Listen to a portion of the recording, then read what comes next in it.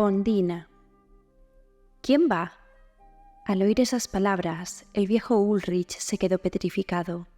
Hacía una eternidad que no escuchaba una voz humana en aquella parte del bosque. Las imágenes de los terribles monstruos que protagonizaban las leyendas de la Selva Negra se agolpaban en su mente. Ulrich entrecerró los pesados párpados, pero, a esa hora tardía, la oscuridad de la espesura del monte alto y su debilitada vista le impedían ver con claridad. «¡Habla o esfúmate!», ordenó la voz, con tal fuerza que resonó como si fueran 100 voces. «Soy Ulrich, el pescador. Vivo cerca de aquí, en la linde del bosque. Pero, ¿quién es tan intrépido o está tan loco como para adentrarse en este lugar?» Del follaje salió un apuesto jinete a lomos de su corcel negro, con tan distinguido porte que Ulrich se quitó el gorro e inclinó la cabeza. La armadura del caballero resplandecía bajo los reflejos de la luna y las nubes. «Disculpa si te he asustado, buen hombre. Soy Herr Hans de Ringelstein. Se está poniendo el sol y me he perdido. ¿Sabrías decirme algún lugar donde cenar y pasar la noche?» «Mi señor, no sé si mi humilde morada sería digna de un caballero como vos, pero en ella puedo ofreceros un lecho y una buena cena». «Gracias, amigo mío. Es más de lo que podría esperar. Estoy tan cansado que casi pierdo la cabeza en este bosque maldito». «No lo mencionéis», lo interrumpió el anciano, poniéndose el dedo en la boca deformada por el miedo, y con un leve gesto del brazo indicó al caballero que lo siguiera. Los dos hombres llegaron a la cabaña de Ulrich bajo un aguacero.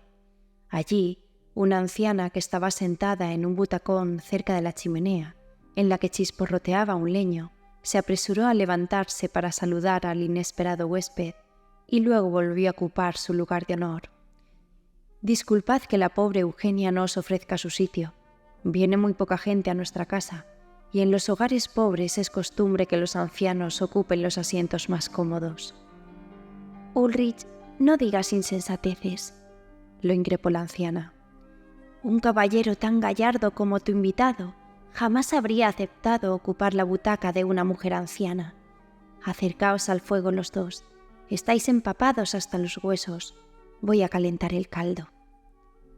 El caballero, encantado por la bondad y la sencillez de los ancianos, tuvo enseguida la agradable sensación de conocerlos de toda la vida, y la conversación fue muy animada. Les explicó que vivía en el castillo situado a orillas del Danubio.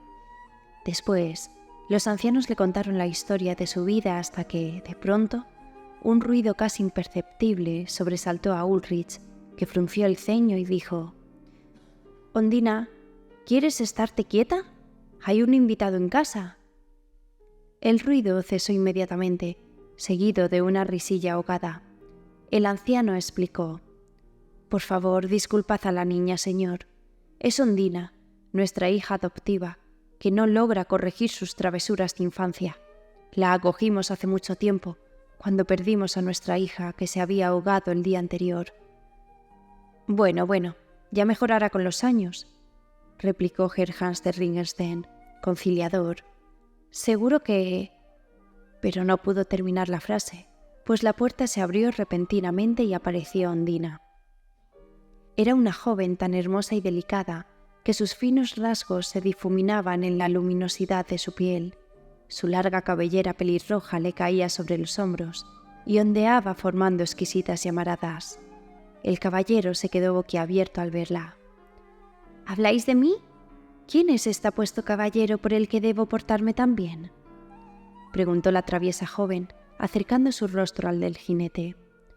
«Ondina, basta de chiquilladas. ¿No ves que estás molestando a nuestro huésped?», exclamó Eugenia. El caballero permaneció en silencio. Ondina aprovechó para arrodillarse ante él y se puso a jugar con su medalla. «¿Te he ofendido, caballero? ¿Cómo has llegado hasta nuestra casa? ¿Vienes de ese bosque tan terrible?». Eugenia la regañó. «Haz el favor de levantarte y comportarte como es debido». Ondina fue a buscar una banqueta y la colocó junto al caballero. «Aquí es donde quiero sentarme». Ulrich no hizo comentarios y retomó la conversación donde la había dejado, pero enseguida lo interrumpió su hija. Padre, le he hecho una pregunta a nuestro invitado y todavía no me ha respondido. Hans dijo brevemente: Vengo de la ciudad vecina y he tenido que cruzar el bosque. ¿Puedes decirme lo que hay allí, puesto que mis padres se niegan a contármelo? Hans, con un gesto de cabeza, pidió su aprobación. «No, Ondina», exclamó su padre. «No es momento para contar cuentos de miedo». Ondina se levantó y amenazó a sus padres furiosa. «¿No queréis que me lo cuente? Entonces quedaos ahí, solos en vuestra choza, con el forastero». Y tras hablar así, se lanzó hacia la puerta como un torrente. «En nombre del cielo, hay que impedírselo. ¿Qué será de la chiquilla en medio de la noche?», dijo Hans preocupado y salió tras ella. «Vuelve, te lo ruego». «Entrad en casa, mi señor. Las aguas del lago están creciendo y pueden atraparos», gritó Ulrich, pero la tormenta arreciaba y ahogó sus palabras. El arroyo que rodeaba la cabaña empezaba a arrastrar piedras y troncos de árboles. Unos sucios nubarrones ocultaban la luna, y el lago bramaba con un estruendo de olas y espuma. Hans siguió corriendo, encorvado bajo la borrasca. Una ola más fuerte que las anteriores lo arrolló y lo arrastró a las aguas del lago. Y, si pudo salvarse, fue gracias a una raíz que salía a la superficie. Se agarró a ella con todas sus fuerzas y trepó hasta la orilla. Poco a poco los elementos se fueron aplacando, y cuando las nubes se dispersaron, se le apareció un espectro blanco, parecido a los temibles espíritus que el caballero había visto en el bosque. Más allá, envuelta en un halo de luz, vio otra silueta blanca, la de una hermosa joven que yacía entre las raíces de un árbol. El caballero fue corriendo hasta ella y la cogió en brazos. «¿Entonces, me contarás tu aventura, caballero?», murmuró la joven. «Sí, te lo contaré todo, querida Ondina, pero te lo ruego, no vuelvas a escaparte». Hans tomó a Ondina en sus brazos y, mirándose tiernamente, volvieron a la cabaña. Las olas se apartaban a su paso. En la cabaña, tal y como había prometido, el caballero retomó su relato. «En un reino vecino, un duque muy poderoso, que es amigo mío, organizó un magnífico torneo. Acudí dispuesto a no escatimar ni mi caballo ni mi lanza. Su hija adoptiva, Úrsula, que era muy cortejada por su legendaria belleza, a mí apenas me interesaba, pues en mi opinión pecaba de orgullosa. Y por despecho la hermosa joven me lanzó un desafío». «¿Qué desafío?», preguntó Ondina. «Me prometió su guante si iba a buscar para ella algún regalo en el bosque encantado». «¿Pero por qué su guante?». «Cuando una dama ofrece su guante, significa que autoriza al hombre que lo recibe a cortejarla», explicó Eugenia con un mohín. «Un caballero», siguió diciendo Hans, «debe aceptar el desafío de una persona de su rango. Va en ello su honor. De modo que partí en busca de un presente que pudiera servir como prueba de mi bravura». «Yo jamás te habría enviado a ese bosque encantado», exclamó Ondina. El caballero sonrió. «Casi pierdo el juicio, con todos esos espectros macilentos y esas extrañas sombras. Me estremezco solo de pensarlo». «No sigas, valiente caballero», suplicó de pronto Ondina. «No quisiera ser la causa de tu desdicha. Mis padres tienen razón. No es agradable escuchar tan estremecedoras historias a estas horas. Si quieres, podrás contarme otras mañana». La repentina prudencia de Ondina los dejó a todos algo sorprendidos, pero como estaban agotados, fueron a acostarse antes de que la impetuosa joven cambiara de opinión. El caballero demoró varias veces su partida, pues las inmediaciones de la cabaña seguían anegadas. Hans y Ondina estaban cada día más unidos, y en sus corazones bullían nuevos sentimientos. Ulrich y Eugenia, conquistados por la valentía del caballero, descubrían a ese inesperado pretendiente que sabía satisfacer los caprichos de su hija y al mismo tiempo reparar su vieja cabaña, restaurar sus modestos muebles e incluso construir una barca. No podían imaginar un novio más perfecto. Por eso, cuando les pidió la mano de su hija, aceptaron sin dudarlo. Aunque a nadie le pilló por sorpresa la providencial petición, todos se alegraron y casi no podían creer la metamorfosis que había sufrido Ondina. Ahora exhibía unos graciosos modales en todo momento y se comportaba con recato y moderación. No tardaron en intercambiarse los votos. La ceremonia fue modesta y emotiva, y sellaron su compromiso con un beso. Ondina mordió los labios de Hans para que su sangre se mezclara para siempre. Durante todo el día, la buena de Eugenia había estado preparando la cámara nupcial y cubriendo el suelo con pétalos de rosas y velas. Cuando Hans cruzó la puerta de la estancia y retiró el velo de su amada, descubrió sorprendido que Ondina tenía lágrimas en los ojos. «Debo confesarte un secreto. No sé si después de oír lo que tengo que decirte, seguirás queriéndome», le susurró Ondina. «¿Cómo puedes dudarlo, Ondina? Te amo y jamás te dejaré». «Entonces, debes saber que soy un espíritu del agua, uno de esos personajes que aparecen en los cuentos y que tanto asustan a los niños. Nací sin conciencia y sin remordimientos. Desde que tengo memoria, deseo poseer un alma, y según una antigua leyenda, si una criatura del agua llegara a conseguir el amor de un hombre, a cambio recibiría un alma humana. ¿No te das cuenta? Fue mi pueblo el que te puso en mi camino, y fueron mis hermanos quienes me dejaron en casa de los ancianos.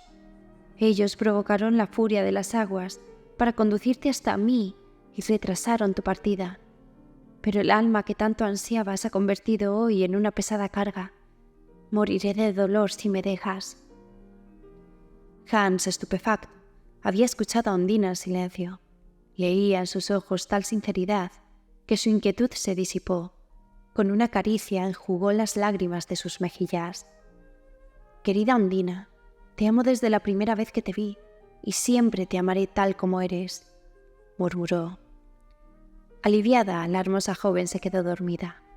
En la mente de Hans se agitaban imágenes de espectros espantosos que se transformaban en sirenas, en dragones. Luego contempló durante un buen rato a su amada, que estaba más bella que nunca a la luz de la luna, y la besó en la frente. Los días siguientes, la dulce Ondina siguió enamorando a todos con sus atenciones. Ayudaba a su anciano padre a levantarse, corría al pozo antes de que tuviera sed, cosía mitones para su pobre madre. En fin, todos la admiraban, y Hans más que ninguno. El río se calmaba, lo que para Ondina suponía un motivo de preocupación, pues temía que su esposo volviera a marcharse. Hans la tranquilizó. «Jamás me iré sin ti, amada mía. Estamos unidos para siempre». Pero la hermosa joven tenía miedo de que la opinión de los demás le hiciera incumplir su promesa. «¿Eres mi mujer?», le dijo. «Si alguien te faltara al respeto, sufriría las consecuencias de mi furia». «Entonces, vayámonos sin demora, amado mío».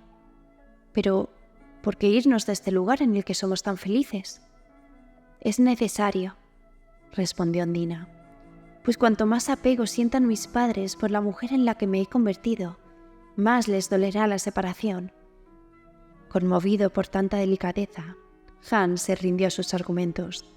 Al día siguiente, cuando el sol empezaba a acariciar la superficie del agua, los dos amantes se despidieron de los ancianos entre lágrimas. Los jóvenes esposos emprendieron el viaje hacia una nueva vida. El castillo de Ringelstein se encontraba más allá de la sombría selva negra. Hans entró en el bosque intranquilo, con todos los sentidos al acecho, y Ondina muy cerca de él. Llevaban un rato cabalgando por el bosque cuando, de pronto, el caballo se encabritó. A unos metros de distancia, cerca de una cascada, surgió un espectro. «¡Demonio, apártate de mi camino!», exclamó el caballero. «Caballero, ¿cómo te atreves a hablar así a uno de tus parientes que ha sido artífice de vuestra felicidad, tanto la tuya como la de tu esposa? No eres pariente mío, y te cortaré la cabeza si no desapareces inmediatamente». «Ondina, ¿no dices nada? ¿Tú también quieres que me vaya?», preguntó la criatura. La joven se quedó turbada. «Estoy de acuerdo con mi marido. Nada deseo con más ardor que caer en el olvido de mi pueblo y existir solo para Hans. Si quieres mi felicidad, déjanos ir en paz, te lo ruego». Al oír esas palabras, la criatura desapareció en la bruma y el eco de su voz llegó hasta los dos amantes. «Caballero, admiro tu devoción. Defiende siempre a tu gentil esposa. No temas su casta, pues será honrosa. Ámala y guárdale tu corazón. Más tarde, cuando el caballo salió del bosque, Hans, con gran orgullo, señaló el horizonte para mostrarle a Ondina la ciudad imperial hacia la que se encaminaban. La llegada de los jóvenes esposos causó sensación. Hans de Regenstein era una personalidad muy apreciada. Su desaparición había dado mucho que hablar, y lo mismo ocurrió con su regreso. En la ciudad solo se comentaba la llegada del caballero y de la joven de extraordinaria belleza que lo acompañaba. La noticia corrió como la pólvora y llegó hasta el palacio y a oídos de Úrsula. Como Hans tardaba en volver, la joven, que normalmente era muy coqueta, había permanecido recluida, abandonada a su dolor, y el regreso del caballero la dejó un tiempo perpleja. Pero a los pocos días recibió con gran amabilidad a los jóvenes esposos. «Soy tan feliz de verte sano y salvo, Hans.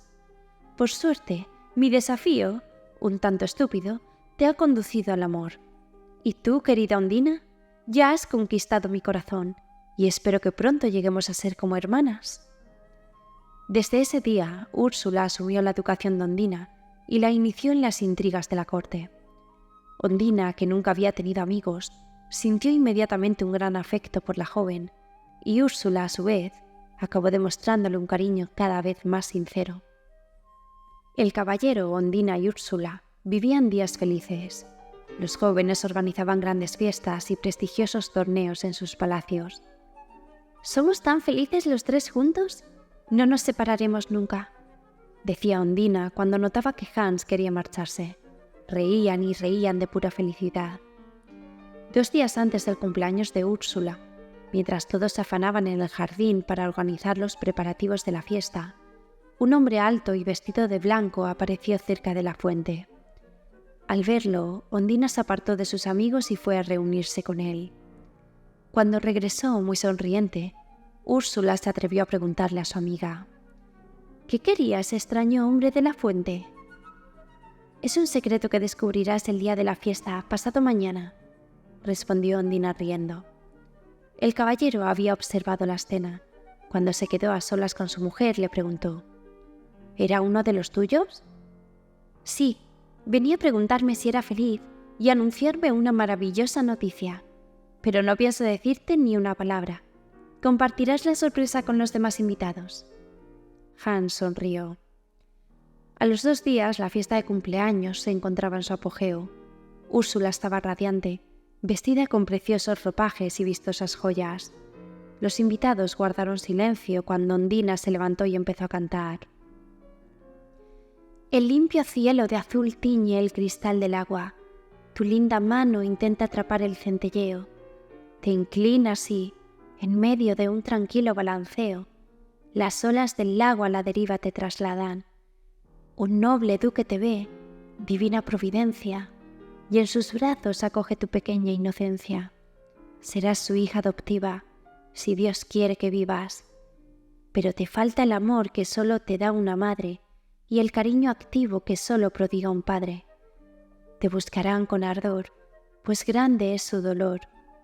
Vendrá la primavera, traerá flores y vida, mas nada les devolverá a la hija perdida». Entonces Úrsula agarró a Ondina por el brazo para interrumpirla. «Calla, te lo ruego. ¿Es de mí de quien hablas? Dime quiénes son mis padres, por favor».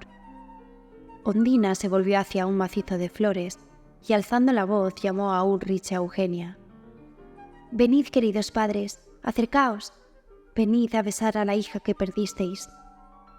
Ulrich y Eugenia se acercaron con humildad y timidez, vacilando de emoción. Úrsula se quedó un instante estupefacta, pero luego gritó con furia: «Ondina, pero ¿qué te he hecho yo para que representes esta humillante parodia?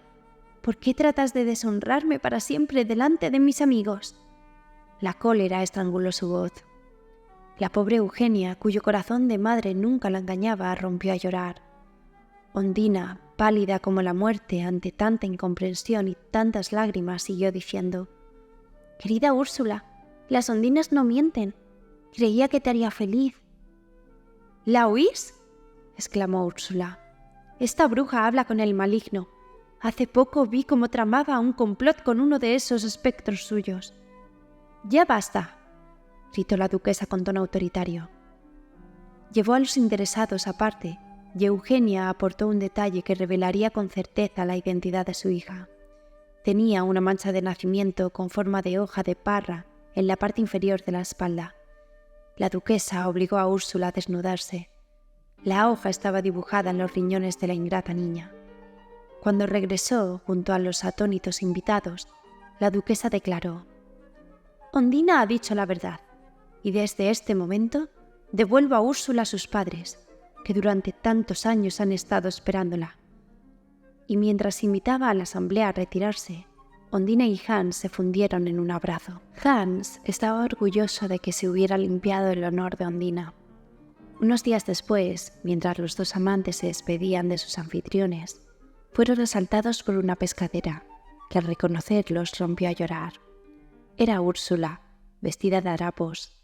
Sus padres adoptivos la habían repudiado y sus verdaderos padres le habían impuesto una dura prueba. Debía demostrar su valor y su buena voluntad, cruzando la selva negra por sí sola, para reunirse con ellos por sus propios medios. También se disculpó, aunque con algo de malicia, ante Ondina.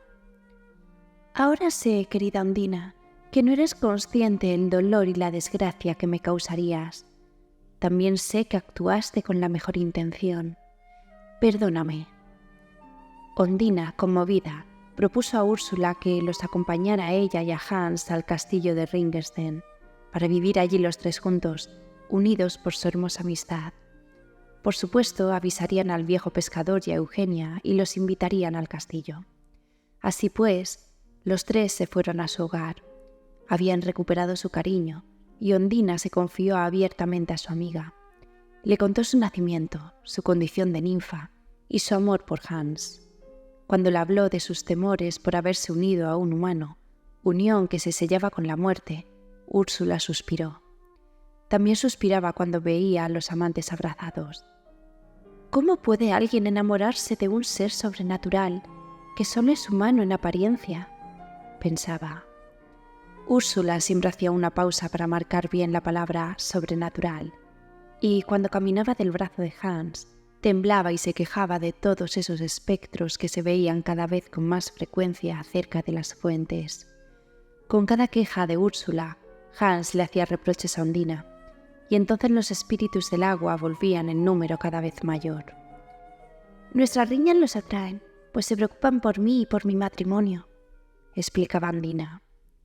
Úrsula se adaptaba bien a esa nueva vida, daba órdenes a todo el mundo, e incluso a veces no estaba tan claro quién era la señora del castillo, si Ondina o ella. Sin embargo, cuando el caballero andaba cerca, Úrsula suavizaba un poco su tono autoritario. Pero cierto día Ondina, que hasta entonces no había puesto reparos a mantenerse eclipsada y confiaba sus lágrimas a la almohada, se opuso a una orden de Úrsula. Era un asunto de lo más trivial. Según Úrsula, Ondina había ordenado que condenaran un pozo que contenía un agua tan pura que, con solo beberla, su delicada tez cobraba un tono resplandeciente. Hans tomó partido por la caprichosa, pero una vez Ondina se defendió: «No he actuado así ni por celos ni con ánimo de causar malestar a nadie». En la intimidad le confió a Hans que, desde hacía semanas, estaba tapando los cursos de agua que conducían al castillo para impedir el paso a las ondinas. «Mi pueblo está vigilando. Cada vez que nos peleamos cerca de un pozo de agua, mi familia puede traernos la desgracia». Hans le pidió perdón y fue firme con Úrsula. «La losa se quedará en ese pozo tal y como la ha colocado mi esposa, y prohíbo que nadie la toque». Úrsula disimuló su furor, pero interrogó a algunas personas que, obedeciendo sus órdenes, habían espiado a los esposos para saber qué le había dicho Ondina a su marido. Los días siguientes, Úrsula permaneció encerrada en su habitación. Ondina y Hans empezaban a preocuparse, cuando una tarde salió a la hora de cenar y los sorprendió con estas palabras: «Amigos, no sé cómo agradeceros la amabilidad y la amistad que me habéis demostrado, pese a haberme comportado de forma tan caprichosa y tan arrogante. He reflexionado mucho estos días con sus noches, y hoy sé que debo marcharme para reunirme con mis padres». Los amantes quedaron consternados ante la idea de dejar que cruzara ella sola la Selva Negra. Ondina propuso que Hans y ella misma la acompañaran, pues además se alegraría mucho de ver a Eugenia y a Ulrich. Hans evocó el peligro que entrañaba navegar los tres por el Danubio, pero Ondina rechazó el argumento. «La calma ha sustituido a la tormenta entre nosotros y podría ahuyentar a las ondinas que se acerquen a curiosear». Dicho y hecho, emprendieron el viaje confiados y contentos. Durante los primeros días de travesía, ni una sola nube ensombreció el cielo ni sus corazones. Hans se mostraba atento con una y cariñoso con la otra. Las dos jóvenes le parecían tan hermosas y tan diferentes, pero cuanto más se acercaba la embarcación al bosque en el que había nacido el amor, más se agitaban las olas. Ondina volvió a pronunciar extrañas oraciones para aplacar las aguas, y al observarla, Úrsula le susurró a Hans al oído: «Mira, quieren recuperarla. Ellos tampoco aprueban la unión de un hombre con un espíritu de las aguas». Poco a poco, esa idea contaminó la mente del caballero, como una ponzoña, y finalmente, Hans se dejó llevar por la cólera cuando las impetuosas olas arrancaron del cuello de Úrsula la hermosa medalla que Hans le había regalado. «Tenía que casarme con un espíritu de las aguas. Maldita sea la noche en que te conocí y me dejé embrujar. Habría preferido no conocerte jamás». Ondina se quedó mirándolo con incredulidad. «¿Qué estás haciendo, amor mío?», fueron sus últimas palabras, pues bañada en lágrimas, desapareció en las olas. Un lúgubre silencio reinó durante mucho tiempo en el castillo de Ringenstein al regreso de Hans y Úrsula. Durante semanas no salió una palabra de la boca del caballero. Cada ruido, cada objeto, cada aroma tenía el sabor amargo del tormento por su amor desaparecido. Úrsula lo acompañaba en su tristeza. No habían pensado en separarse desde la desaparición de Ondina, pues se mantenían unidos por los mismos remordimientos. Lo único que consolaba a Hans era evocar el recuerdo de su querida Ondina con Úrsula, y los lazos entre esos dos seres heridos se fueron estrechando cada vez más. Por la noche, Ondina se le aparecía en sueños al caballero. Se le acercaba con expresión melancólica, lo acariciaba con ternura y luego se alejaba despacio con los ojos bañados en llanto. Hans se despertaba con las mejillas húmedas, sin saber si era debido a sus propias lágrimas o a las de Ondina. Luego, con el tiempo, como siempre ocurre, el dolor se disipó. Úrsula y Hans se unieron aún más. La nueva señora del castillo se encargó de que los criados borraran poco a poco toda huella de su rival desaparecida.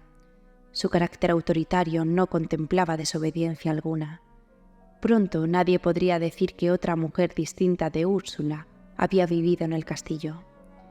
Aunque al principio Hans dudaba ante la idea de volver a casarse, las visitas cada vez más sofocantes del espectro de Ondina acabaron convenciéndolo de la necesidad de tener una nueva compañera a su lado.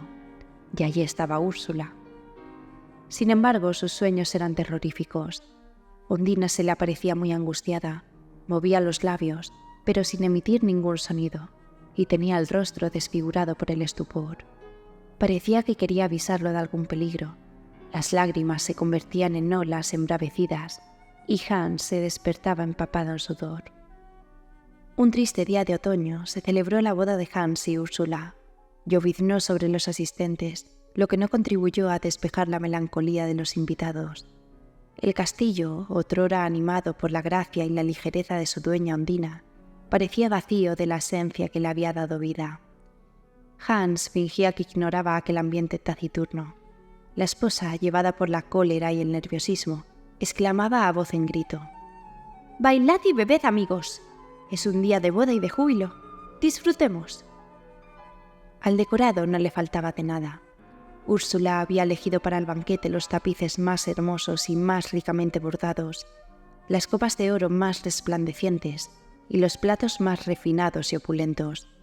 Pero no había nada que hacer. Ondina ocupaba todos sus pensamientos. La joven no estaba lejos. Sus congéneres, los espíritus de las aguas, la apremiaban para que cumpliera su destino, que estaba escrito.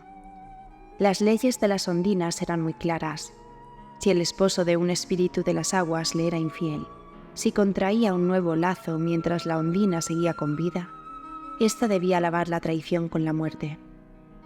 Pero Ondina trataba de escapar al terrible conjuro, pensando que todas las entradas y puntos de agua que conducían al castillo estaban cerrados, pues ella misma los había sellado. Ignorando esa amenaza, los dos prometidos avanzaron lentamente hacia el altar. Cuando pronunciaron sus votos, los primeros invitados se alejaron, como si rehuyeran negros presagios. Al atardecer, los esposos se retiraron cada uno a sus aposentos a prepararse para la noche de bodas. Úrsula procuraba distraerse. Mandó que le trajeran las magníficas joyas, los vestidos de telas preciosas y los velos bordados que Hans le había regalado. Las sirvientas, notando la tensión de su señora, se deshacían en elogios. «¡Qué hermosa estáis, doña Úrsula! En todo el mundo no hay una belleza como la vuestra». Úrsula las escuchaba con aire distraído. Con falsa modestia respondió: «Oh, no. Ved, desgraciada de mí, qué tez más marchita tengo el día de mi boda. Desde que no puedo beber esa agua del pozo que tanto brillo le daba a mi piel, mi belleza no es perfecta. ¿Lo veis? Tengo pecas que ensombrecen mi hermoso rostro». «¿Qué os impide, doña Úrsula?», dijo entonces una de sus sirvientas. «¿Retirar la piedra que cubre el pozo? ¿Acaso no sois ahora la señora del lugar?». Ponerse bella para Hans y hacer acto de autoridad fueron dos tentaciones demasiado fuertes como para que Úrsula pudiera resistirlas. Entonces retiraron la piedra. Y del pozo surgió un diluvio. Parecía que las aguas, que habían estado contenidas durante demasiado tiempo, expresaran toda su furia. Las olas bramaban, eran inmensas, y lo engullían todo a su paso, bosquecillos, árboles y restos del banquete y de la boda. Sobre las aguas se alzó una delicada silueta cubierta con un velo. Se confundía con las olas y levitaba en la superficie. Rápidamente se acercó al balcón en el que se encontraba Hans. Cuando la silueta llegó junto a él, los latidos del corazón del caballero se ralentizaron hasta detenerse casi por completo. Entonces Hans dijo: «Ondina, mi querida Ondina, merezco un castigo, pero te lo ruego, déjame ver tu rostro. Espero que el dolor no haya deformado esos rasgos que me robaron el corazón». Entonces, Ondina levantó la fina muselina para dejar ver su rostro, que estaba bañado en llanto, más hermoso que nunca. Y en ese mar de lágrimas se inclinó sobre Hans y le ofreció un último beso.